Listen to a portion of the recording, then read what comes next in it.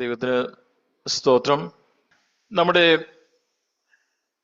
ഇന്നത്തെ ദൈവവചന ചിന്തയ്ക്കായിട്ട് നമുക്ക് പുതിയ നിയമത്തിൽ വളരെ അധികം ആവർത്തിച്ചിട്ടുള്ള ഒരു പദപ്രയോഗം, ആ പദപ്രയോഗത്തെക്കുറിച്ച് നമുക്കൊന്ന് ചിന്തിക്കുകയും അത് മനസ്സിലാക്കാനായിട്ട് ശ്രമിക്കുകയും ചെയ്യാം. അത് ദൈവരാജ്യം എന്ന ഒരു പദപ്രയോഗമാണ്. ദൈവരാജ്യം എന്നുള്ളത് പല പ്രാവശ്യം ആവർത്തിച്ചിട്ടുണ്ട്. അപ്പം സ്നാപക യോഹന്നാൻ തുടങ്ങി കർത്താവായ യേശു ക്രിസ്തു, അതിനെ തുടർന്ന് അപ്പോസ്തലന്മാർ, ലേഖനകർത്താക്കളൊക്കെ ദൈവരാജ്യം എന്ന് പല പ്രാവശ്യം ആവർത്തിച്ചിട്ടുണ്ട്. അപ്പോൾ നമുക്ക് സ്വാഭാവികമായിട്ട് നമ്മുടെ ഹൃദയത്തിൽ എന്താണ് ദൈവരാജ്യം? അപ്പോൾ ചില ആളുകൾ ചിന്തിക്കുന്നത് ദൈവരാജ്യം എന്ന് പറഞ്ഞാൽ അത് സ്വർഗത്തെക്കുറിച്ചാണ് പറയുന്നത് എന്ന് ചിന്തിക്കുന്ന ആളുകളുണ്ട്. എന്നാൽ നമുക്ക് വളരെ ലളിതമായിട്ട് നമുക്ക് മനസ്സിലാവുന്ന രീതിയിൽ, ഭാഷയിൽ നമുക്ക് ഇങ്ങനെ ചിന്തിക്കാം. ദൈവം രാജാവായിരിക്കുന്ന ഇടമാണ് ദൈവരാജ്യം. ദൈവം എവിടെ രാജാവായിരിക്കുന്നു അവിടെയാണ് ദൈവരാജ്യം. അപ്പോ എൻ്റെ ഹൃദയത്തിൽ ദൈവം രാജാവാണെങ്കിൽ എൻ്റെ ഹൃദയത്തിൽ ദൈവരാജ്യത്തിൻ്റെ ഒരംശമുണ്ട്. ഞാന് മറ്റൊരു സഹോദരനെ കാണുമ്പോൾ ആ സഹോദരന്റെ ജീവിതത്തിൽ ദൈവം കർത്താവാണ്, യേശുവാണ് രാജാവ് എന്നുണ്ടെങ്കിൽ നമുക്ക് അവിടെയും ദൈവരാജ്യത്തിൻ്റെ ഒരു അംശം നമുക്ക് കാണുവാനായിട്ട് കഴിയും. അല്ലെങ്കിൽ നമുക്ക് അതിന്റെ ഒരു എതിർവശം ഇങ്ങനെ ചിന്തിക്കാം. ദൈവരാജ്യത്തിന് പകരം നമ്മുടെ രാജ്യത്തിൽ ആരാണ് കർത്താവ്, ആരാണ് രാജാവ്? നമ്മുടെ രാജ്യം ആണെങ്കിൽ അതിന്റെ രാജാവ് ഞാൻ തന്നെയാണ്. അപ്പോ ജീവിതത്തിൽ ഒരു വ്യക്തി തന്നെ തൻ്റെ സ്വയമാണ് സിംഹാസനത്തിൽ ഇരിക്കുന്നതെങ്കിൽ, ഞാനാണ് എൻ്റെ രാജാവ്, എൻ്റെ ഇഷ്ടം, എൻ്റെ വഴി, എൻ്റെ താല്പര്യങ്ങൾക്കനുസരിച്ചാണ് ഞാൻ എൻ്റെ ജീവിതത്തെ ക്രമീകരിക്കുന്നതെങ്കിൽ ജീവിതത്തിന്റെ രാജാവ് ഞാൻ തന്നെയാണ്. ഞാൻ യഥാർത്ഥത്തിൽ ദൈവരാജ്യത്തിന്റെ ഒരു അനുഭവത്തിലേക്ക് ഞാൻ വന്നിട്ടില്ല. അപ്പോൾ നമുക്ക് യഥാർത്ഥത്തിൽ ദൈവരാജ്യം എന്ന് പറയുമ്പോൾ നമ്മുടെ സ്വന്തം വഴികളിൽ നിന്ന് ദൈവത്തിന്റെ ഹിതത്തിലേക്ക്, ദൈവത്തിന്റെ ഇഷ്ടത്തിലേക്കുള്ള ഒരു തിരിവാണ്. അല്ലെങ്കിൽ സ്വന്തം രാജ്യത്തിൽ നിന്ന് ദൈവരാജ്യത്തിലേക്കുള്ള ഒരു പോക്കാണ് നമ്മുടെ ക്രിസ്തീയ ജീവിതം എന്ന് നമുക്ക് കാണുവാനായിട്ട് കഴിയും. അപ്പൊ നമ്മുടെ സ്വന്തം വഴികളിൽ നിന്നുള്ള ഒരു മാനസാന്തരമാണ് നമുക്ക് ദൈവരാജ്യത്തിലേക്കുള്ള പ്രാഥമികമായിട്ടുള്ള പ്രവേശനം നമുക്ക് ലഭിക്കുവാനായിട്ട് കാരണമാകുന്നത്. ഞാൻ നേരത്തെ സ്വയം സിംഹാസനത്തിൽ ഇരിക്കുന്നതിനെ കുറിച്ച് പറയുകയുണ്ടായല്ലോ. അപ്പൊ പഴയ നിയമ കാലഘട്ടത്തിൽ ജീവിച്ചിരുന്ന ഒരു രാജാവിനെ കുറിച്ച് നമുക്കറിയാം. ദാനിയേലിന്റെ പുസ്തകം 4-ാം അധ്യായത്തിൽ അവിടെ നെബൂഖദ്നേസറിനെ കുറിച്ച് ഞാൻ വായിക്കുന്നുണ്ട്. അപ്പോ നെബൂഖദ്നേസറിന്റെ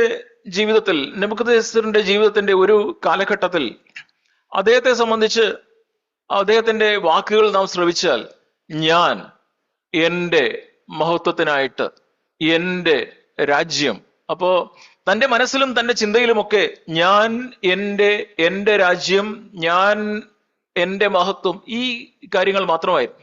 അല്ലെങ്കിൽ തന്നെ സംബന്ധിച്ചിടത്തോളം തനിക്ക് ദൈവത്തിന്റെ രാജ്യത്വത്തെക്കുറിച്ചോ ദൈവത്തിന്റെ മഹത്വത്തെക്കുറിച്ചോ ഒരു ചിന്തയില്ല. ഞാൻ എൻ്റെ രാജ്യം. നമുക്ക് ആ വാക്യം ദാനിയേലിന്റെ പുസ്തകം 4-ാം അധ്യായത്തിലാണ്. 30-ാമത്തെ ആ വാക്യത്തിനകത്ത് അത് വളരെ വ്യക്തമായിട്ട് പറഞ്ഞിട്ടുണ്ട്.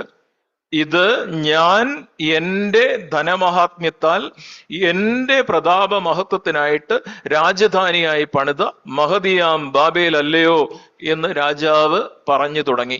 അപ്പോ നെബൂഖദ്നേസർ പറഞ്ഞു തുടങ്ങിയത് അങ്ങനെയാണ്. അപ്പൊ അവിടെ എത്ര വാക്കുകൾ ഉപയോഗിക്കുന്നു നോക്കും. ഞാൻ എൻ്റെ ധനമഹാത്മ്യത്താൽ എൻ്റെ പ്രതാപ മഹത്വത്തിനായിട്ട് പണിത ബാബേൽ അല്ലയോ എന്ന് രാജാവ് പറഞ്ഞു തുടങ്ങി. നമുക്ക് ആ ചരിത്രമൊക്കെ നമുക്കറിയാം. ഇത് പറഞ്ഞു തുടങ്ങിയ ഉടനെ തന്നെ അതിന്റെ വാക്കുകൾ രാജാവിന്റെ വായിലിരിക്കുമ്പോൾ സ്വർഗത്തിൽ നിന്നൊരു ശബ്ദം ഉണ്ടായത് എന്തെന്നാൽ, നെബൂഖദ്നേസറേ, നിന്നോട് ഇത് കൽപ്പിക്കുന്നു, രാജ്യത്വം നിന്നെ വിട്ട് നീങ്ങിയിരിക്കുന്നു. യഥാർത്ഥത്തിലുള്ള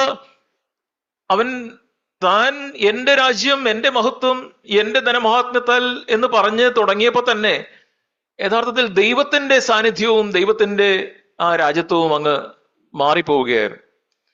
എന്നാൽ നമുക്ക് ഒരു ദൈവത്തിന്റെ കരുണയാൽ അവിടെ എന്ത് സംഭവിച്ചു എന്ന് വെച്ചാൽ, നമ്മുടെ ജീവിതത്തിലും പലപ്പോഴും ഇങ്ങനെയാണ്. നമ്മുടെ ചിന്തകളിലും നമ്മുടെ മനസ്സിലുമൊക്കെ ഞാൻ, എൻ്റെ രാജ്യം, എൻ്റെ മഹത്വം, എൻ്റെ കാര്യങ്ങൾ നമ്മിൽ തന്നെ കേന്ദ്രീകരിച്ചിരിക്കുന്ന ഒരു ജീവിതത്തിൽ നിന്ന്, എന്നാൽ ദൈവം നമ്മോട് കരുണയുണ്ടായി നമ്മെ ദൈവം ഒരു മാനസാന്തരത്തിലേക്ക് വിളിക്കുന്നു. നെബൂഖദ്നേസറിനെയും ദൈവം ഒരു മാനസാന്തരത്തിനുള്ള ഒരു അവസരം നെബൂഖദ്നേസറിന് ഉണ്ടായി. നെബൂഖദ്നേസറിന് മാനസാന്തരം ഉണ്ടായപ്പോ നെബൂഖദ്നേസറിന് ശരിയായ ഒരു കാഴ്ച ലഭിച്ചു. യഥാർത്ഥത്തിൽ ദൈവരാജ്യം എന്താണ് എന്നതിനെ കുറിച്ചുള്ള ഒരു കാഴ്ച നെബൂഖദ്നേസറിന് ലഭിച്ചത് നാം പഴയ നിയമത്തിൽ കാണുന്നു. അപ്പോ നമുക്കറിയാം, ഉടനെ തന്നെ ദൈവത്തിന് ന്യായവിധി ഉണ്ടായതും നെബൂഖദ്നേസർ ഒരു മൃഗത്തെ പോലെയായി പോയി ചില വർഷങ്ങൾ, 7 വർഷം അവിടെ പുല്ല് തിന്ന് ഒരു വളരെ മ്ലേച്ഛമായ ഒരു ജീവിത സാഹചര്യത്തിലേക്ക് നെബൂഖദ്നേസർ പോയതിനെ കുറിച്ച്, ഒരു മൃഗമായി മാറി എന്നൊക്കെ നാം അവിടെ വായിക്കുന്നു. പലപ്പോഴും സ്വന്തം വഴിയിലും സ്വന്തം ഇഷ്ടപ്രകാരവും സ്വന്തം ധാർഷ്ട്യത്തിലും പോയി ദൈവത്തെ അവഗണിച്ച് സ്വന്തം രാജ്യത്തിന്റെ മഹത്വത്തിനായിട്ട് ജീവിക്കുമ്പോൾ, ദൈവത്തെയും ദൈവത്തിന്റെ മഹത്വത്തെയും കാണാതിരിക്കുമ്പോൾ, നാമും അതുപോലെ ദൈവം നമ്മെ കൈവിടപ്പെട്ട് ഒരു മൃഗതുല്യമായി ഈ ലോകത്തിൽ ജീവിക്കുന്ന ഒരു അവസ്ഥയിലേക്ക് ചിലപ്പോൾ പോയെന്ന് വരാം. എന്നാൽ ആ കാലം വളരെ മനോഹരമായ ഒരു പ്രയോഗമാണ്. 34 വാക്യം, ദാനിയേലിന്റെ പുസ്തകം 4-ാം അധ്യായത്തിന് 34-ാം വാക്യം.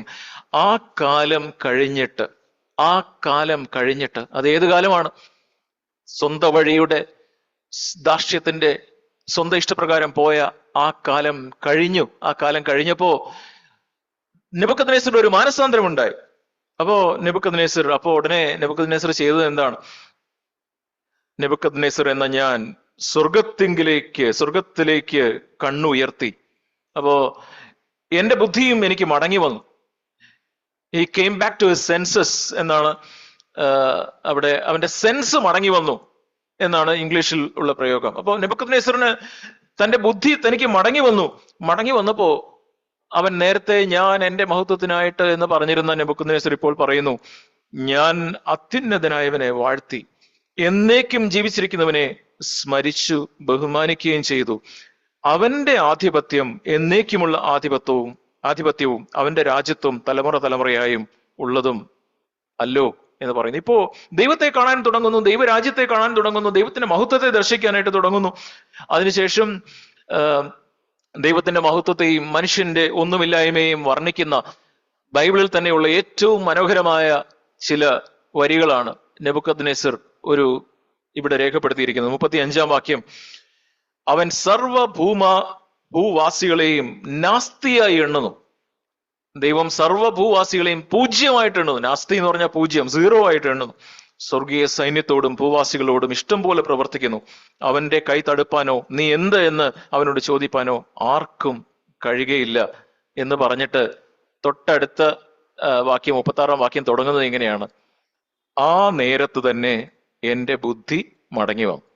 ആ നേരത്ത് തന്നെ എന്റെ ബുദ്ധി മടങ്ങി വന്നു. അല്ലെങ്കിൽ താൻ രാജാവായിരുന്ന ജീവിതത്തിൽ നിന്ന് തനിക്ക് ഉണ്ടായ ജീവിതത്തിലെ സാഹചര്യങ്ങളിലൂടെ താൻ ഒരു അനുതാപത്തിലൂടെ ഒരു മാനസാന്തരത്തിലേക്ക് താൻ കടന്നു വരികയും ആ മാനസാന്തരത്തിന്റെ ഫലമായിട്ട് തനിക്ക് സെൻസിലേക്ക് തിരിച്ചു വന്നു. തന്റെ ബുദ്ധി തനിക്ക് മടങ്ങി വന്നപ്പോൾ ദൈവം സിംഹാസനസ്ഥനായിരിക്കുന്ന വലിയവനായ ദൈവത്തെ തനിക്ക് കാണുവാനായിട്ട് തുടങ്ങി.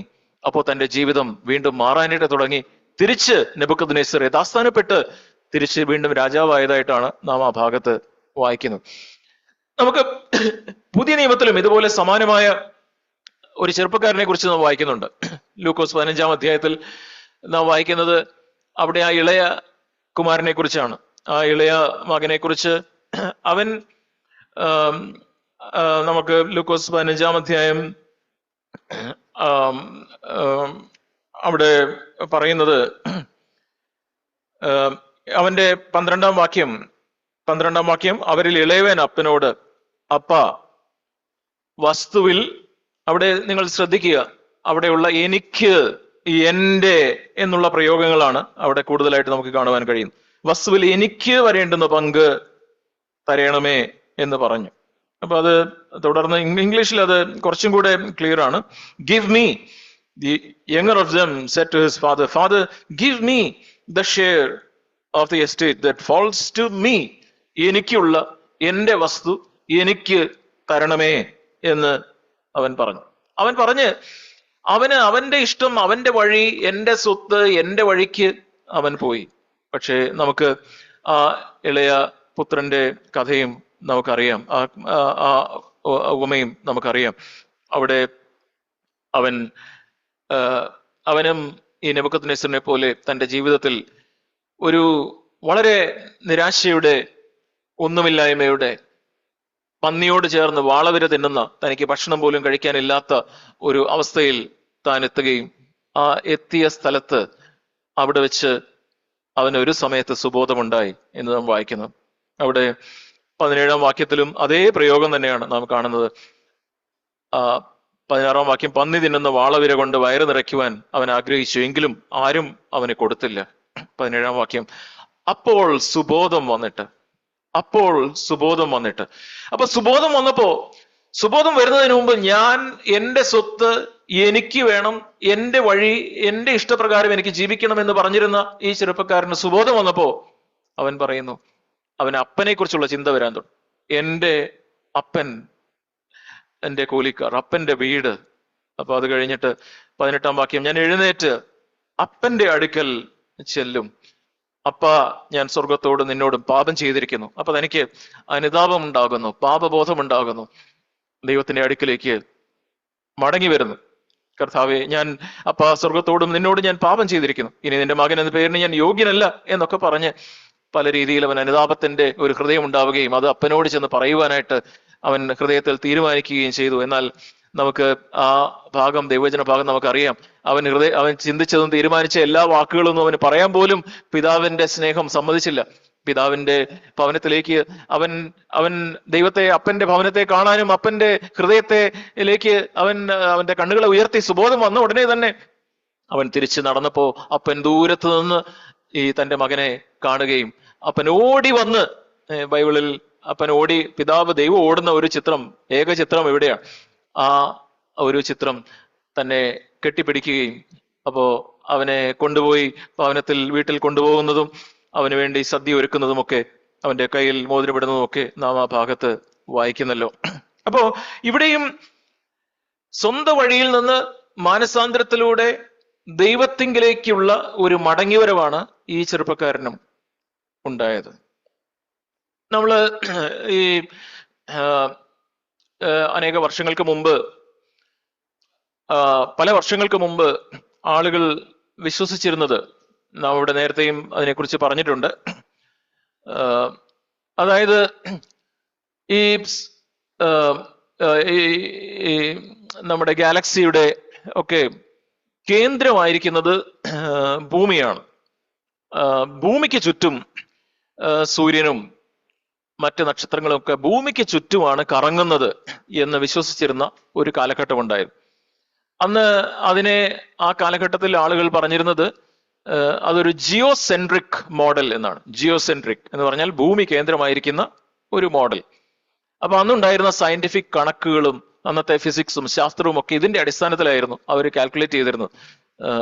ഭൂമിയാണ് കേന്ദ്രം, സൂര്യൻ, നക്ഷത്രങ്ങളെല്ലാം ഭൂമിക്ക് ചുറ്റും കറങ്ങും. അത് കഴിഞ്ഞ് അനേക വർഷങ്ങൾ ആളുകൾ ഇങ്ങനെ വിശ്വസിച്ചു. എന്നാൽ അത് കഴിഞ്ഞിട്ട് ചില ശാസ്ത്രജ്ഞന്മാര് അവര് ചില ഉപകരണങ്ങളൊക്കെ കണ്ടുപിടിച്ചു. ഈ കോപ്പർനിക്കസ് ഈ ടെലസ്കോപ്പ് കണ്ടുപിടിച്ചു, ദൂരദർശിനി. അപ്പൊ ദൂരെ കാണുന്ന ഈ ടെലസ്കോപ്പ് കണ്ടുപിടിച്ചിട്ട്, അപ്പൊ ടെലസ്കോപ്പ് വെച്ചൊക്കെ നോക്കാനായിട്ട്, അപ്പൊ ഭൂമിയിൽ നിന്ന് ഇവിടുന്ന് കാണുന്ന ഈ നഗ്ന നേത്രങ്ങൾ കൊണ്ട് കാണുന്ന കാഴ്ചയ്ക്ക് അപ്പുറത്ത് പല കാര്യങ്ങളൊക്കെ കാണാൻ തുടങ്ങിയപ്പോ അദ്ദേഹം പറഞ്ഞു, അങ്ങനെയല്ലല്ലോ, ഈ വിചാരിച്ച ചിന്തകൾ തെറ്റാണ്, ഭൂമി അല്ല കേന്ദ്രം എന്ന് പറഞ്ഞു. അപ്പോ മറ്റൊരു ശാസ്ത്രജ്ഞൻ ഗലീലി അദ്ദേഹവും അതിന്റെ കണക്കുകളൊക്കെ നോക്കിയപ്പോ അതാണ് ശരി. അപ്പൊ അതുവരെ ആളുകൾ വിശ്വസിച്ചിരുന്നത് ഭൂമിയാണ് കേന്ദ്രം എന്നാണ്, അതിനനുസരിച്ചായിരുന്നു എല്ലാ കാര്യങ്ങളും. പക്ഷെ അന്ന് അവരിത് പറഞ്ഞപ്പോ അങ്ങനെയല്ല, നാം ഇതുവരെ വിശ്വസിച്ചിരുന്ന കാര്യം തെറ്റാണ്, യഥാർത്ഥത്തിൽ സൂര്യനാണ് കേന്ദ്രം, സൂര്യന് ചുറ്റുമാണ് ഭൂമി കറങ്ങുന്നത് എന്ന് പറഞ്ഞപ്പോ അന്നുണ്ടായിരുന്ന ആ സമൂഹം, അന്നുണ്ടായിരുന്ന സഭയൊക്കെ അവരെ പീഡിപ്പിച്ചതായിട്ടും അവരെ ഉപദ്രവിച്ചതായിട്ടും ഒക്കെ നമുക്ക് ചരിത്രത്തിൽ നിന്ന് നമുക്ക് അറിയാം. അപ്പൊ നമ്മുടെ ജീവിതത്തിലും നാം എപ്പോഴും നാം ആണ് കേന്ദ്രം, ഞാനാണ് കേന്ദ്രം, എൻ്റെ ഇഷ്ടം, എൻ്റെ ഹിതം. അപ്പൊ എൻ്റെ ഭാര്യയും മക്കളും എൻ്റെ മറ്റ് ആളുകളൊക്കെ, സഹോദരി സഹോദരന്മാരൊക്കെ, ആളുകളും സഹോദരി സഹോദരന്മാരും മാത്രമല്ല, ദൈവവും എനിക്ക് ചുറ്റും കറങ്ങണം. അതായത് എൻ്റെ എന്തെങ്കിലും ആവശ്യമുണ്ടെങ്കിൽ ദൈവമേ അതിപ്പോ യേശുവിന്റെ നാമത്തിൽ ഇപ്പൊ തന്നെ ആ കാര്യം നടക്കണം. അപ്പോ എൻ്റെ ആവശ്യങ്ങളൊക്കെ നിറവേറ്റാനായിട്ട് എനിക്ക് ചുറ്റും കറങ്ങുന്ന ഒരു ദൈവത്തെ, എനിക്ക് ചുറ്റും കറങ്ങുന്ന എല്ലാ കാര്യങ്ങളും എനിക്ക് ചുറ്റും കറങ്ങണം എന്നുള്ള ഒരു രീതിയിലാണ് മനുഷ്യനും ഈ സ്വയകേന്ദ്രീകൃതമായ മനുഷ്യന്റെയും ചിന്ത. അപ്പോ അതാണ് നമ്മുടെ രാജ്യം എന്ന് പറയുന്നത്. ആ രാജ്യത്തിൽ നിന്ന് അപ്പം ദൈവം കേന്ദ്രത്തിലേക്ക് നമ്മൾ വരുമ്പോൾ നമ്മൾ എന്താ ചെയ്യേണ്ടത്? കർത്താവേ, യഥാർത്ഥത്തിൽ ഞാനല്ല, എൻ്റെ വഴിയല്ല, എൻ്റെ ഇഷ്ടങ്ങളല്ല കർത്താവെ, അങ്ങേക്ക് ഇതാ ഞാൻ എന്നെ തന്നെ തരുന്നു, അങ്ങയുടെ ഇഷ്ടത്തിനായിട്ട് ഞാൻ എന്നെ തന്നെ ഏൽപ്പിച്ചു തരുന്നു എന്നുള്ള ആ ഒരു കാഴ്ചപ്പാട്, സൂര്യൻ കേന്ദ്രമായിരിക്കുന്ന ആ ഒരു ഇതിനെ ഹീലിയോസെൻട്രിക് മോഡൽ എന്നാണ് പറയുന്നത്. ഹീലിയോസെൻട്രിക്. അപ്പോ ജിയോസെൻട്രിക് മോഡലിൽ നിന്ന് ഹീലിയോസെൻട്രിക് മോഡലിലേക്കുള്ള ഒരു ട്രാൻസിഷൻ, അല്ലെങ്കിൽ അതിൽ നിന്നുള്ള ഒരു നീക്കം, അതാണ് നമ്മുടെ ജീവിതത്തിൽ വേണ്ടത്. യഥാർത്ഥത്തിൽ മാനസാന്തരം എന്ന് പറയുന്നത് ഇതാണ്, ജിയോസെൻട്രിക്കിൽ നിന്ന് ഹീലിയോസെൻട്രിക്കിലേക്കുള്ള ഒരു മാറ്റം. അപ്പോ നമ്മള് മത്തായി 6-ാം അധ്യായത്തിൽ പല വാക്യങ്ങൾ, നമുക്ക് ചില വാക്യങ്ങൾ പെട്ടെന്ന് നമുക്ക് നോക്കാം. മത്തായി 6-ാം അധ്യായം അതിന്റെ 9-ഉം 10-ഉം വാക്യങ്ങൾ നമ്മെ കർത്താവ് പ്രാർത്ഥിക്കാനായിട്ട് പഠിപ്പിച്ചപ്പോ എന്താണ് പഠിപ്പിക്കുന്നത്? നിങ്ങൾ ഇവണ്ണം പ്രാർത്ഥിപ്പീൻ: സ്വർഗസ്ഥനായ ഞങ്ങളുടെ പിതാവേ, അങ്ങയുടെ നാമം വിശുദ്ധീകരിക്കപ്പെടണമേ. അങ്ങയുടെ നാമം വിശുദ്ധീകരിക്കപ്പെടണമേ. അതിന്റെ തൊട്ടടുത്ത വാക്യത്തിൽ എന്താണ് പറയുന്നത്? അങ്ങയുടെ രാജ്യം വരണമേ, അങ്ങയുടെ രാജ്യം വരണമേ, അങ്ങയുടെ നാമം മഹത്വപ്പെടണം, അങ്ങയുടെ രാജ്യം വരണം. യേശു ക്രിസ്താവ് നമ്മെ പ്രാർത്ഥിക്കാനായിട്ട് പഠിപ്പിച്ചപ്പോ ഏറ്റവും ആദ്യം എൻ്റെ രാജ്യത്തിൽ നിന്ന്, ഞാൻ രാജാവായിരിക്കുന്ന അവസ്ഥയിൽ നിന്ന് അങ്ങയുടെ ഹിതത്തിലേക്ക്, അങ്ങയുടെ ഇഷ്ടത്തിലേക്ക് വരണമേ. അപ്പോ അതിനോട് ചേർന്ന് പറയുന്ന ഒരു കാര്യമുണ്ട്: നിന്റെ ഇഷ്ടം, അങ്ങയുടെ ഇഷ്ടം സ്വർഗത്തിലെ പോലെ ഭൂമിയിലും ആകണമേ. അങ്ങയുടെ ഇഷ്ടം ആകണമേ. അപ്പൊ എന്താ നമ്മൾ പറയുന്നത് ആ പ്രാർത്ഥനയിൽ?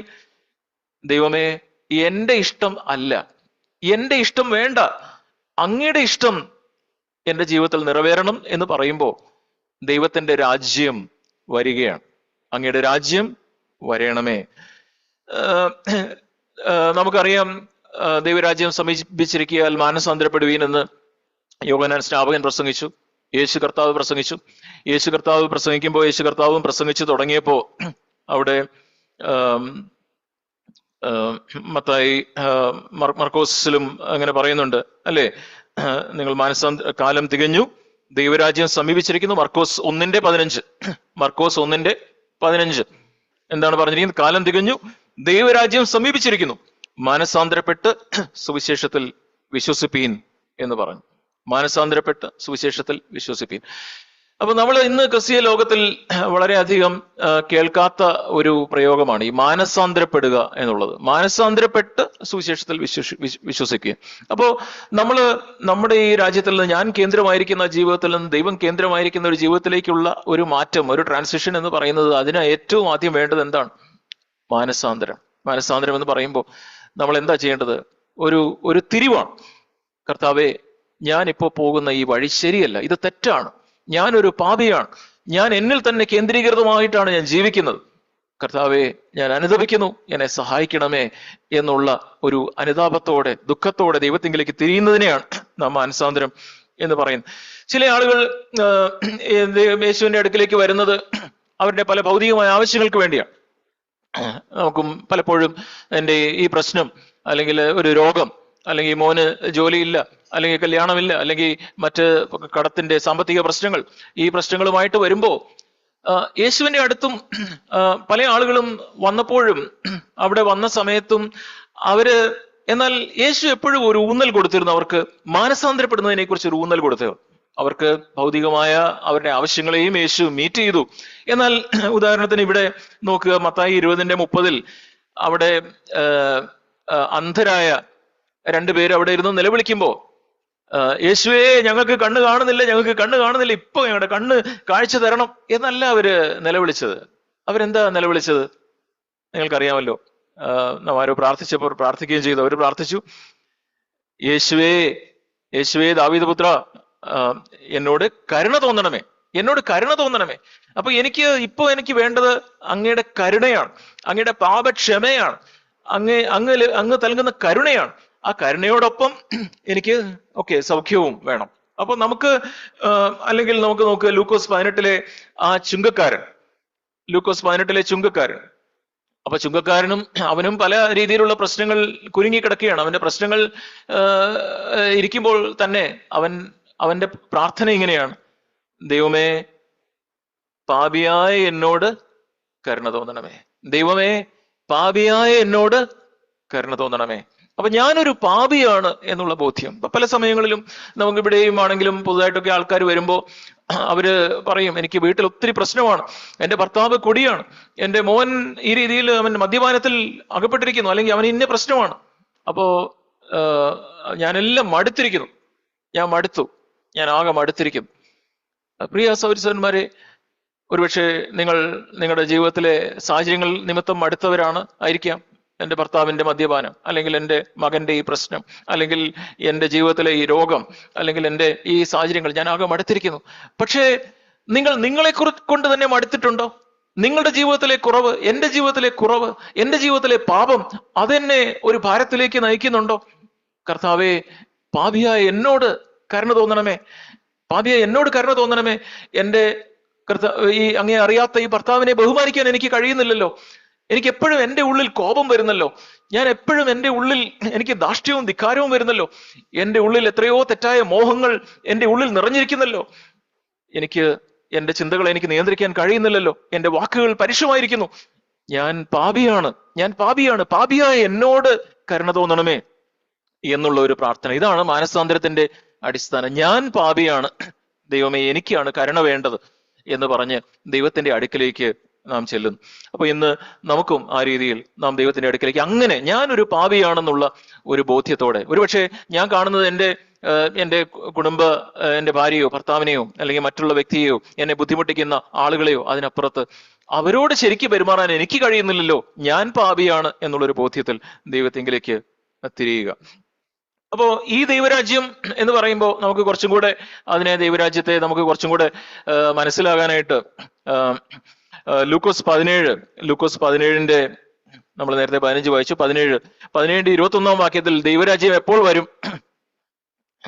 എന്ന് പരീശന്മാർ ചോദിച്ചതിന് അപ്പം യേശു പറയുന്നു, ദൈവരാജ്യം കാണത്തക്കവണ്ണം അല്ല വരുന്നത് എന്ന് പറഞ്ഞു. അപ്പൊ ദൈവരാജ്യം കാണത്തക്കവണ്ണം അല്ല വരുന്നത്. അപ്പൊ അവർ വിചാരിച്ചു, എങ്ങനെയാ അപ്പൊ ദൈവരാജ്യം വരുന്നത്, ഇതെങ്ങനെയോ ഇറങ്ങി വരും എന്ന് ചിന്തിച്ച് അപ്പോ 21 വാക്യത്തിൽ യേശു അതിന് മറുപടി പറയുന്നു, ഇതാ ഇവിടെയെന്നും അതാ അവിടെയെന്നും പറയുകയില്ല, ദൈവരാജ്യം നിങ്ങളുടെ ഇടയിൽ തന്നെ ഉണ്ടല്ലോ എന്ന് അവൻ ഉത്തരം പറഞ്ഞു. അപ്പൊ അത് നിങ്ങളുടെ ഇടയിൽ തന്നെ ഉണ്ടല്ലോ എന്നാണ് മലയാളത്തിൽ തർജ്ജിമ ചെയ്തിരിക്കുന്നത്. പക്ഷെ അത് ഇംഗ്ലീഷിൽ പറഞ്ഞിരിക്കുന്നത് the kingdom of God is within you എന്ന് പറഞ്ഞിരിക്കുന്നു. അല്ലെങ്കിൽ നമുക്ക് വേണമെങ്കിൽ പറയാം, ദൈവരാജ്യം ഇവിടെയും അവിടെയും അല്ല, ദൈവരാജ്യം നിന്റെ ഹൃദയത്തിൽ തന്നെയാണ്, നിന്റെ ഉള്ളിൽ തന്നെയാണ് ദൈവരാജ്യം വരേണ്ടത്, നിന്റെ ഹൃദയത്തിൽ തന്നെയാണ് ദൈവരാജ്യത്തിന്റെ ഒരു അനുഭവം നിനക്ക് ഉണ്ടാവേണ്ടത്. അപ്പൊ നമുക്ക് അത് കുറച്ചും കൂടെ മനസ്സിലാവണമെങ്കിൽ റോമാലേഖനം 14 അധ്യായം അതിന്റെ 17 വാക്യം, റോമാലേഖനം 14:17 അവിടെ എന്താണ് പറഞ്ഞിരിക്കുന്നത്? ദൈവരാജ്യത്തെ കുറിച്ച് അവിടെയും പറഞ്ഞിരിക്കുന്നു. ദൈവരാജ്യം, ഞാൻ പലപ്പോഴും ആ വാക്യം വായിക്കാറുണ്ട്, ദൈവരാജ്യം ഭക്ഷണവും പാനീയവുമല്ല, നീതിയും സമാധാനവും പരിശുദ്ധാത്മാവിൽ സന്തോഷവും അത്രേ. അപ്പൊ ദൈവരാജ്യം എന്ന് പറയുന്നത് അത് എൻ്റെ ഹൃദയത്തിലുണ്ടാവുന്ന നീതി, എൻ്റെ ഹൃദയത്തിലുണ്ടാവുന്ന സമാധാനം, എൻ്റെ ഹൃദയത്തിലുണ്ടാവുന്ന പരിശുദ്ധാത്മാവിലുള്ള സന്തോഷം, സമാധാനം, അതാണ് ദൈവരാജ്യം. അപ്പോ ദൈവം എൻ്റെ ഹൃദയത്തിൽ രാജാവായിരിക്കുമ്പോൾ മാത്രമാണ് എനിക്കിത് അനുഭവിക്കാനായിട്ട് കഴിയുക. മറ്റുള്ളവരെ പഴിക്കാതെ, സാഹചര്യങ്ങളെ പഴിക്കാതെ, വ്യക്തികളെ പഴിക്കാതെ എനിക്ക് എൻ്റെ ജീവിതത്തിൽ ദൈവമേ അങ്ങയുടെ ഇഷ്ടം, എൻ്റെ വഴി, എൻ്റെ ഇഷ്ടം അത് നടക്കാത്തപ്പോഴാണ് നമുക്ക് നിരാശയും പിറുപിറുപ്പും പരാതിയും വിരൽ ചൂണ്ടുന്നതും ഒക്കെ ഉണ്ടാവുന്നത്. ദൈവത്തിന്റെ ഹിതത്തിനായിട്ട് ഞാൻ ഏൽപ്പിച്ചു കൊടുത്തിരിക്കുന്ന ഒരു അടിമയാണെങ്കിൽ ദൈവത്തിന്റെ ഇഷ്ടത്തിനായിട്ട് ഞാൻ എന്നെ ഏൽപ്പിച്ചു കൊടുക്കുമ്പോൾ എനിക്ക് ആ കാര്യങ്ങളെക്കുറിച്ച് എനിക്ക് പെറുപിറുക്കേണ്ട ആവശ്യമില്ല, നിരാശപ്പെടേണ്ട ആവശ്യമില്ല. ദൈവം നമ്മുടെ ഹൃദയത്തിൽ സമാധാനവും സന്തോഷവും ദൈവത്തിന് നൽകാനായിട്ട് കഴിയും. അപ്പോൾ ദൈവരാജ്യം എന്ന് പറയുന്നത് ചിലർ വിചാരിച്ചു വാക്കുകളിലാണ്. അപ്പോൾ നമ്മൾ ഒന്ന് കൊരിന്ത്യർ 4-ാം അധ്യായത്തിന്റെ 20-ാം വാക്യത്തിൽ അവിടെ പറയുന്നുണ്ട് ദൈവരാജ്യം, 1 കൊരിന്ത്യർ 4:20, ദൈവരാജ്യം വാക്കിലല്ല ശക്തിയിലത്രേ ആകുന്നു. ദൈവരാജ്യം വാക്കിലല്ല ശക്തിയിലത്രേ ആകുന്നു. അല്ലെങ്കിൽ എന്താ അതിന്റെ അർത്ഥം? നമുക്ക് യഥാർത്ഥത്തിൽ നമ്മുടെ ഹൃദയത്തിൽ, നമ്മുടെ ജീവിതത്തിൽ അനുഭവിക്കുന്ന ഈ ഒരു ജീവൻ, ഈ ഒരു ജീവിതം, ഈ ഒരു ദൈവ സാന്നിധ്യം, ഈ ദൈവം രാജാവായിരിക്കുന്ന ഇടത്ത് ഞാൻ അനുഭവിക്കുന്ന ദൈവത്തിന്റെ സാന്നിധ്യം, ദൈവം നൽകുന്ന സമാധാനം, ദൈവം നൽകുന്ന സന്തോഷം, അത് പുറത്തല്ല, അത് എൻ്റെ ഹൃദയത്തിലാണ്. അവിടെയാണ് ഞാൻ ദൈവരാജ്യം കൂടുതൽ കണ്ടെത്തുന്നത്. ആ ദൈവരാജ്യമാണ് എന്നിൽ കൂടുതൽ വളരേണ്ടത്. അപ്പൊ ഈ കഞ്ഞിക്കുഴി വഴി പാസ് ചെയ്യുമ്പോൾ, കഞ്ഞിക്കുഴി മുതൽ മണർകാടേക്ക് പോകുന്ന, കഞ്ഞിക്കുഴി തുടങ്ങി ആ ജംഗ്ഷൻ തൊട്ട് മണർകാടേക്ക് പോകുമ്പോൾ അതിന്റെ ഇടതുവശത്തും വലതുവശത്തും അതിനെ നമുക്ക് വേണമെങ്കിൽ പറയാം കോട്ടയത്തെ ഭക്ഷണത്തിന്റെ സ്ഥലം എന്ന് വേണമെങ്കിൽ പറയാം. അവിടെ ഏറ്റവും കൂടുതൽ എല്ലാ ഭക്ഷണ കടകളും, KFC ആണോ ഡൊമിനോസ് ആണോ വേറെ എന്ത് ഉണ്ടെങ്കിലും എല്ലാ സംഭവങ്ങളും അവിടെ ഉണ്ട്. അപ്പൊ അവിടെ ചില കടകളുടെ പേര് വളരെ വളരെ ഇൻട്രസ്റ്റിംഗ് ആണ്. അവിടുത്തെ ഒരു കടയുടെ പേരാണ് KOD. നിങ്ങൾക്ക് അറിയാം എന്താണ് KOD? Kingdom of dosa. അപ്പൊ ഈ ദൈവരാജ്യം ഭക്ഷണവും പാനീയവും അല്ല. അപ്പൊ നമുക്ക് ഈ ഭക്ഷണത്തെയും ഈ ലോകത്തിലെ ഇങ്ങനത്തെ കാര്യങ്ങളെയും നമ്മുടെ അതിന്റെ രാജാവ് അതിന്റെ ഒരു രാജ്യത്വത്തിലേക്ക് നമ്മളെ കൊണ്ടുപോകാനായിട്ടാണ് ഈ ലോകം ശ്രമിച്ചുകൊണ്ടിരിക്കുന്നത്. കിങ്ഡം ഓഫ് ദോശ കഴിഞ്ഞ് കുറച്ചുകൂടെ മുമ്പോട്ട് പോയ ഇടതുവശത്ത് നമുക്ക് കാണാം ഫലൂഡ നേഷൻ. അപ്പൊ ഫലൂഡയുടെ രാജ്യം, ദോശയുടെ രാജ്യം, ഭക്ഷണത്തിന്റെ രാജ്യം. അപ്പോ ഇന്ന് ഒന്നുകിൽ നാം രാജാവായിരിക്കുക, അല്ലെങ്കിൽ ഈ ലോകത്തിലെ കാര്യങ്ങൾ, അത് ഭക്ഷണമാവാം, ലോകത്തിലെ സുഖ സൗകര്യങ്ങളാവാം, ഇതിനെ ഒരു ലക്ഷ്യമാക്കി അതിനെ നമ്മുടെ മനസ്സിൽ ഏറ്റവും പ്രധാനപ്പെട്ട കാര്യമാക്കി അതിന്റെ ഒരു അടിമത്തത്തിലേക്ക് നമ്മളെ കൊണ്ടുപോവുക. നമ്മുടേതായിട്ടുള്ള തെറ്റായ മോഹങ്ങളായിരിക്കാം, അതിന്റെ അടിമത്തത്തിലേക്ക് നമ്മെ കൊണ്ടുപോവുക. അപ്പോഴൊക്കെ നാം ദൈവരാജ്യത്തിൽ നിന്ന് മാറിപ്പോവുകയാണ്. നമ്മളോട് ദൈവവചനത്തിൽ ഫിലിപ്പി ലേഖനത്തിൽ പറയുന്നുണ്ട്, 3-ാം അധ്യായത്തിന്റെ 19-ാം വാക്യത്തിൽ ചില ആളുകളെ കുറിച്ച് പറയുന്നു. അവരുടെ ദൈവം അവരുടെ വയറാണ് എന്ന് പറയുന്നുണ്ട്. അവരുടെ ദൈവം അവരുടെ വയറ്. ഫിലിപ്പി ലേഖനം 3:19 അവരുടെ അവസാനം നാശം, അവരുടെ ദൈവം വയറ്. അപ്പോ നമുക്ക് പ്രിയ സൗരസന്മാരെ, നമുക്ക് ആർക്കെങ്കിലും അങ്ങനെ ഉണ്ടോ? നമ്മുടെ ഭക്ഷണം ആണ് നമുക്ക് ഏറ്റവും പ്രധാനപ്പെട്ട കാര്യം.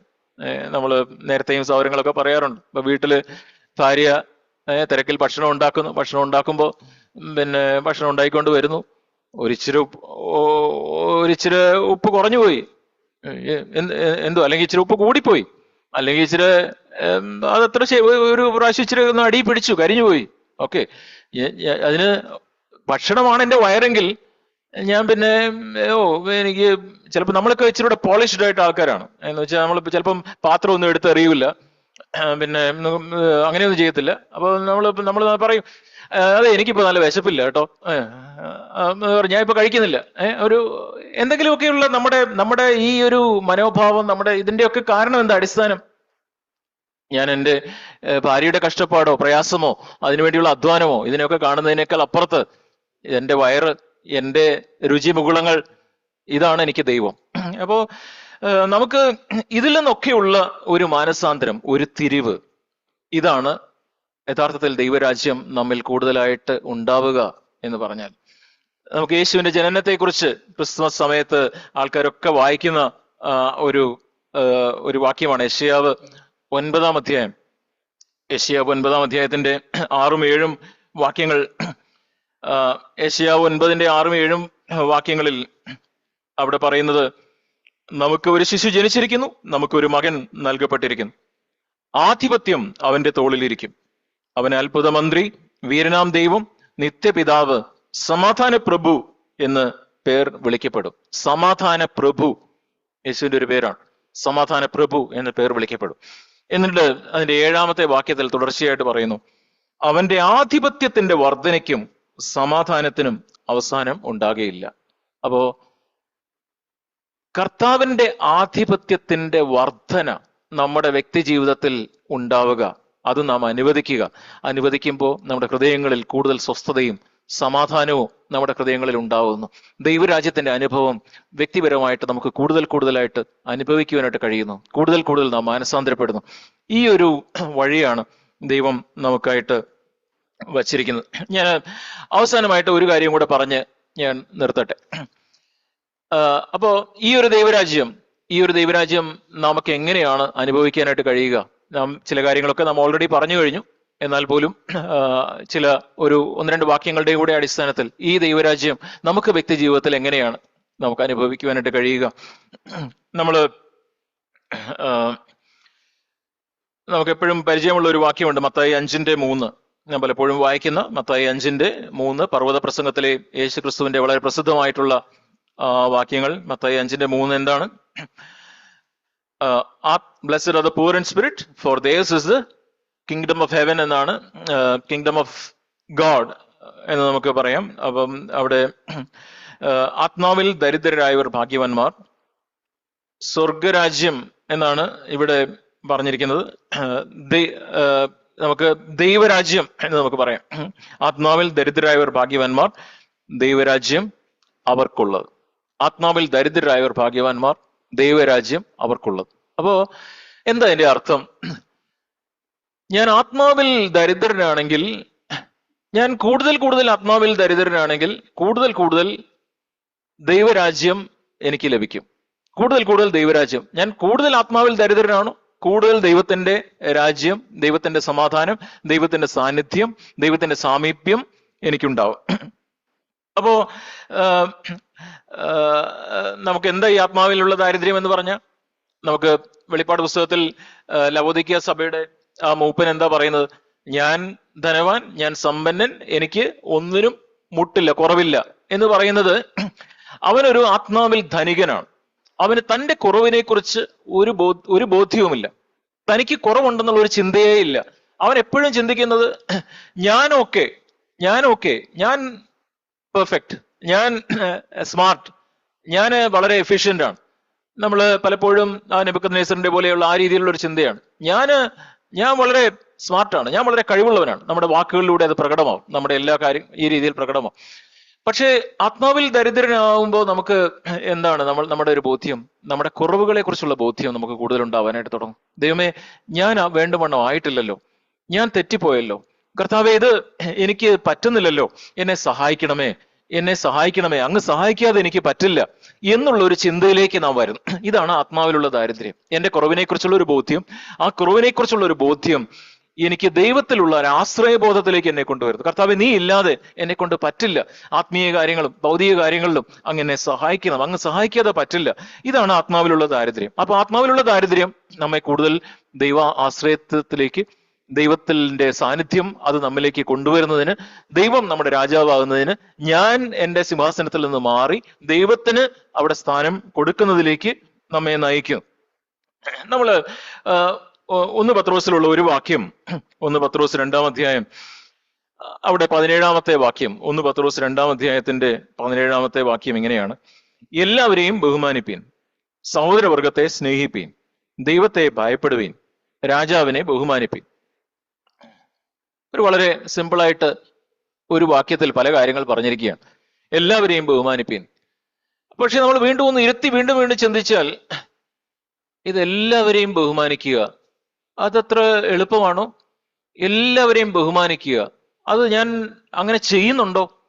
എൻ്റെ വീട്ടിൽ ഒരു ആള് വന്ന് അവിടെ അദ്ദേഹം നമ്മളെ പറ്റിക്കാനാ വരുന്നത് എന്നറിയാം. അപ്പോൾ നമ്മൾ അങ്ങനെ ഉള്ളപ്പോൾ തന്നെ നമുക്ക് അദ്ദേഹത്തോടുള്ളൊരു മനോഭാവം എന്താണ്? നമുക്ക് അദ്ദേഹത്തെ ഒന്ന് ശ്രദ്ധിക്കാൻ, ഒന്ന് കേൾക്കാൻ, അദ്ദേഹത്തെ ഒന്ന് ബഹുമാനിക്കാനായിട്ട് നമുക്ക് എളുപ്പമാണോ? പല സമയത്തും നമ്മൾ അല്ലെങ്കിൽ ബസ്സിൽ നിന്ന് ഉള്ള ഒരു കണ്ടക്ടർ, അല്ലെങ്കിൽ നമ്മെ ഒരു ഓട്ടോ ഡ്രൈവർ, അല്ലെങ്കിൽ പെട്രോൾ പമ്പിൽ നമുക്ക് പെട്രോൾ അടിക്കുന്ന ഒരു വ്യക്തി സാറേ എന്ന് പറയാം, നമ്മൾ തുറക്കുന്നു, നമ്മൾ നമ്മുടെ ലോകത്തിരിക്കുന്നു. അദ്ദേഹം നമുക്ക് അടിക്കുമ്പോൾ അദ്ദേഹത്തെ ഒന്ന് നോക്കാനോ, ഒന്ന് പുഞ്ചിരിക്കാനോ, അദ്ദേഹത്തെ ഒന്ന് ബഹുമാനത്തോടെ താങ്ക് യു എന്നൊന്ന് പറയാനോ നമുക്ക് പലപ്പോഴും എല്ലാവരെയും ബഹുമാനിപ്പീൻ എന്നാ പറയുന്നത്, എല്ലാവരെയും ബഹുമാനിപ്പീൻ. പക്ഷെ നമ്മൾ യഥാർത്ഥത്തിൽ നമ്മൾ നോക്കുമ്പോൾ, നമുക്ക് വീട്ടിൽ ചെല്ലുമ്പോൾ നമ്മുടെ സ്വന്തം ഭാര്യയെ പോലും ഒന്ന് ബഹുമാനിക്കാൻ പറ്റുന്നില്ല, അല്ലെങ്കിൽ വീട്ടിലെ കുടുംബാംഗങ്ങളെ ശരിക്കും ബഹുമാനിക്കാൻ പറ്റുന്നില്ല, മറ്റു സഹോദരങ്ങളെ ബഹുമാനിക്കാൻ പറ്റും. നമ്മൾ എത്ര കുറവുള്ളവരാണ്. ഓരോ കാര്യങ്ങൾ സഹോദരവർഗത്തെ സ്നേഹിപ്പീൻ. എനിക്ക് ഇഷ്ടമുള്ള ചിലരെയൊക്കെ സ്നേഹിക്കാൻ പറ്റും, പക്ഷെ എല്ലാവരെയും സ്നേഹിക്കാനായിട്ട് കർത്താവെ, സ്നേഹത്തിൽ ഞാൻ എൻ്റെ വീട്ടിൽ കുറവാണ്, സഭയിൽ കുറവാണ്, എന്നെ ശത്രുക്കളെ സ്നേഹിക്കാനായിട്ട് അങ്ങ് പറഞ്ഞിട്ടുണ്ട്, ഞാൻ എത്രയോ കുറവാണ്. എനിക്ക് ഇതൊക്കെ എൻ്റെ മനസ്സിൽ ഒത്തിരി വരുന്നു. ഈ കുറവുകൾ കാണുമ്പോൾ കർത്താവെ, എനിക്കൊരു ദാരിദ്ര്യത്തിലേക്ക് എന്നെ കൊണ്ട് പറ്റുന്നില്ലല്ലോ. അധികാരികളെ ബഹുമാനിക്കുക, രാജാവിനെ അല്ലെങ്കിൽ അധികാരികളെ, എൻ്റെ ജോലി സ്ഥലത്തുള്ള അധികാരികൾ, സ്കൂളിലുള്ള അധികാരികൾ, കോളേജിലുള്ള അധികാരികൾ ബഹുമാനിക്കുക, അവർക്ക് കീഴ്പ്പെടുക.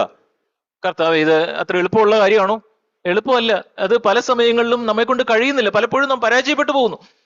ഇത് നമ്മളെ നമ്മുടെ ഒരു കുറവിലേക്ക് കാണുന്നതിലേക്ക് നമ്മെ നയിക്കുന്നു. അപ്പോ ഇത് 17-ാം വാക്യത്തിലാണ് ഇതൊക്കെ പറഞ്ഞത്. അതിന്റെ തുടർന്ന് 18 മുതലുള്ള വാക്യങ്ങൾ വളരെ പ്രായോഗികമായ കാര്യങ്ങളിലേക്ക് അവിടെ പത്രോസ് അപ്പോസ്തലൻ പറയുകയാണ്. വേലക്കാരെ എന്ന് പറഞ്ഞിട്ട് നിങ്ങൾ പൂർണ്ണ ഭയത്തോടെ യജമാനന്മാർക്ക് മാത്രമല്ല ശാന്തന്മാർക്കും മാത്രമല്ല മൂർഖന്മാർക്ക് കൂടെ കീഴടങ്ങിയിരിക്കുവീൻ എന്ന് പറയും. മൂർഖന്മാർക്ക് കൂടെ കീഴടങ്ങിയിരിക്കുവീൻ. ഇത് എളുപ്പമാണോ? നമ്മോട് വളരെ തെറ്റായ രീതിയിൽ പെരുമാറുന്ന ഈ മേലധികാരിക്ക് എങ്ങനെയാ കീഴ്പ്പെടാനായിട്ട് പറ്റുന്നത്? എൻ്റെ ഉള്ളിൽ മത്സരം പൊങ്ങി വരുന്നു. എന്നിട്ട് പല കാര്യങ്ങൾ അവിടെ പറയുന്നു. എന്നിട്ട് നിങ്ങൾ കുറ്റം ചെയ്തിട്ട് അടികൊള്ളുന്നു എങ്കിൽ അത് സഹിക്കുന്നത് കൊണ്ട് എന്താ പ്രയോജനം? നിങ്ങൾ നന്മ ചെയ്തിട്ട് നിങ്ങൾ കഷ്ടം സഹിച്ചാൽ അത് ദൈവത്തിന് പ്രസാദമാവുന്നു എന്ന് പറഞ്ഞിട്ട് ഇതിനായിട്ടാണല്ലോ നിങ്ങളെ വിളിച്ചിരിക്കുന്നത് എന്നൊക്കെ പറഞ്ഞിട്ട് അവിടെ ക്രിസ്തുവിന്റെ മാതൃക അവിടെ കാണിച്ചു തരുന്നു. ക്രിസ്തുവും നിങ്ങൾക്ക് വേണ്ടി കഷ്ടം അനുഭവിച്ചു, നിങ്ങൾ അവന്റെ കാൽച്ചുവട് പിന്തുടരുവാൻ ഒരു മാതൃക വെച്ചേച്ച് പോയിരിക്കുന്നു. അപ്പൊ ക്രിസ്തുവിന്റെ ഒരു കാൽച്ചുവട് ക്രിസ്തുവിനെ കാണിച്ചിട്ട് പറയുകയാണ്, നമ്മൾ യഥാർത്ഥത്തിൽ നോക്കുമ്പോൾ ഞാൻ എത്രയോ കുറവുള്ളവനാണ് കർത്താവേ. അവൻ പാപം ചെയ്തിട്ടില്ല, അവന്റെ വായിൽ വഞ്ചന ഒന്നും ഉണ്ടായിരുന്നില്ല. എന്നിട്ട് ഇവിടെ 23-ാം വാക്യത്തിൽ ഒരു പ്രയോഗം, അത് ഒന്ന് കാണിക്കാൻ വേണ്ടിയാണ് ഞാൻ ഇത്രയും ഈ കാര്യങ്ങളൊക്കെ പറഞ്ഞത്. തന്നെ ശകാരിച്ചിട്ട് പകരം ശകാരിക്കാതെയും കഷ്ടം അനുഭവിച്ചിട്ട് ഭീഷണം പറയാതെയും അവിടെ യേശു ചെയ്ത ഒരു കാര്യമുണ്ട്. ന്യായമായി വിധിക്കുന്നുവെങ്കിൽ കാര്യം പരമേൽപ്പിക്കുക അത്രേ ചെയ്തത്. അങ്ങനെയാണത് മലയാളത്തിൽ എഴുതിയിരിക്കുന്നത്. പക്ഷേ ചില മലയാളത്തിലെ ഈ തർജ്ജിമ അതിന്റെ പൂർണ്ണ അർത്ഥം ആ രീതിയിൽ അത് നമുക്ക് ഗ്രഹിക്കാനായിട്ട് ചിലപ്പോൾ മനസ്സിലാവുന്നില്ല. പക്ഷെ അത് ഇംഗ്ലീഷിൽ എന്താ എഴുതിയിരിക്കുന്നത് അറിയാമോ? അവിടെ എഴുതിയിരിക്കുന്നത് അതിന്റെ തർജ്ജിമ ഇങ്ങനെയാണ്: ന്യായമായി വിധിക്കുന്നുവെങ്കിൽ കാര്യമല്ല, തന്നെത്താൻ ഭരമേൽപ്പിച്ചുകൊണ്ടിരിക്കുക അത്രേ ചെയ്തത്.